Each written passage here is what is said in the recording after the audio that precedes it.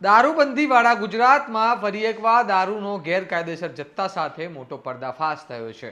અમરેલી જિલ્લાના રાજુલા વિસ્તારમાં ઘઉંની આડમાં ઇંગ્લિશ દારૂ છુપાવીને મોટા પાયે હેરફેર થવાની તૈયારી હતી, પરંતુ સમયસર સ્ટેટ મોનિટરિંગ સેલની ટીમ ત્રાટકતા આખી રમત ખુલ્લી પડી ગઈ છે।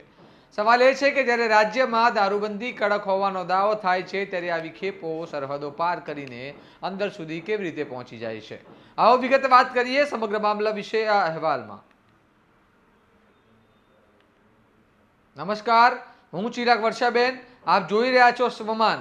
અમરેલીના રાજુલા તાલુકાના ભચાદર ગામ નજીક સ્ટેટ મોનિટરિંગ સેલ એટલે કે એસએમસીની ટીમે ચોક્કસ બાતમીના આધારે દરોડો પાડ્યો હતો। પીપાવાવ મરીન પોલીસ સ્ટેશન વિસ્તારમાં દારૂનું કટિંગ કરવામાં આવે તે પહેલાં જ એસએમસીની ટીમે કાર્યવાહી હાથ ધરી હતી। ટ્રકમાં ઘઉંની બેગની આડમાં અલગ અલગ બ્રાન્ડની વિદેશી દારૂ કુલ 15,178 બોટલો સંતાડવામાં આવી હતી। એસએમસીની ટીમે ટ્રક સાથે એક બોલેરો પિકઅપ પણ જપ્ત કરી છે। કુલ 2 વાહનોની અંદાજિત કિંમત ₹20 લાખ ગણાઈ છે।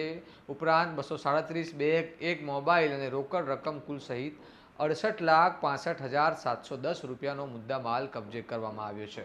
ટ્રક ડ્રાઈવર વિજય વાઘોરાની ધરપકડ કરી તેને સંબંધિત પોલીસ સ્ટેશનને સોંપવામાં આવ્યો છે, જ્યારે 8 આરોપીઓ હાલ ફરાર છે, જેમાં ભચાદર ગામના દાદુભાઈ સુરંગભાઈ દાખડા સહિત અન્ય લોકોના નામ સામે આવ્યા છે। આ દરોડા બાદ સ્થાનિક પોલીસ બેડામાં ખળભળાટ મચી ગયો છે, કારણ કે આટલો મોટો જથ્થો એક વિસ્તારમાં પહોંચે ત્યાં સુધી કોઈને ખબર ન પડે તે સ્વાભાવિક રીતે અનેક સવાલો ઊભા કરે છે। શું સ્થાનિક સ્તરે માહિતી હોવા છતાં આંખ આડા કાન કરવામાં આવ્યા છે, કે પછી આ નેટવર્ક વધુ મોટું છે અને તેની કડીઓ અન્ય જિલ્લાઓ સુધી ફેલાયેલી છે? હાલ એસએમસી દ્વારા ફરાર આરોપીઓને પકડવા માટે તપાસનો ધમધમાટ શરૂ કરવામાં આવ્યો છે। હવે જોવાનું રહ્યું કે આ કેસ માત્ર ટ્રક ડ્રાઈવર સુધી મર્યાદિત રહે છે કે પછી સમગ્ર રેકેટનો પર્દાફાશ થશે।